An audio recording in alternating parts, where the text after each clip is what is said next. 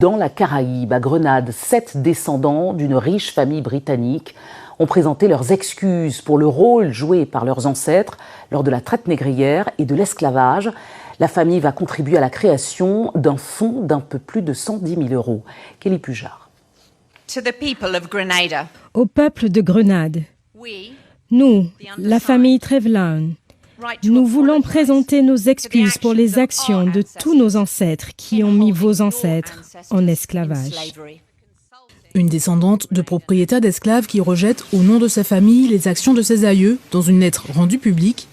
6 autres descendants qui signent symboliquement ce message qui a rassemblé au total 104 signatures.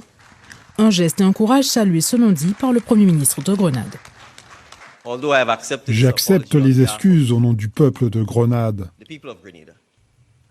et par extension aux citoyens de la Caraïbe.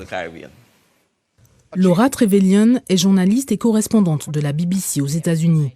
L'an dernier, elle s'est rendue à Grenade pour partager le sombre héritage de sa famille dans un reportage. Les plantations, les 1000 esclaves, les bénéfices de la vente du sucre jusqu'au 19e siècle, rien n'a été éludé.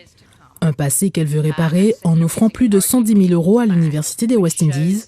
Une somme qui fait débat compte tenu des richesses accumulées et de l'indemnisation reçue par ses ancêtres, près de 3 millions d'euros aujourd'hui. Le seul chiffre que nous avons est le montant de l'indemnisation et je me rends compte que mon don semble totalement inadéquat et je suis navrée qu'il semble si insuffisant.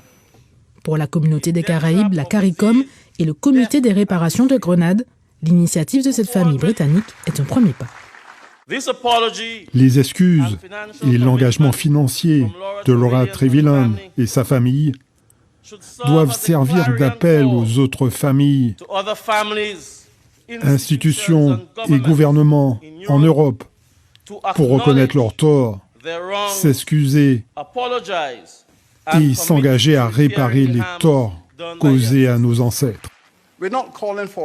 Nous n'appelons pas aux conflits raciaux, nous n'appelons pas aux conflits internationaux. Nous pensons que les réparations sont la clé d'une stratégie gagnant-gagnant pour les deux parties de cette conversation. Et c'est pourquoi je suis honoré de faire partie de l'accueil de la famille Trevelyan aujourd'hui. Depuis 2014, la CARICOM demande réparation pour les dommages liés à l'esclavage, une revendication en 10 points adressée aux anciennes puissances coloniales.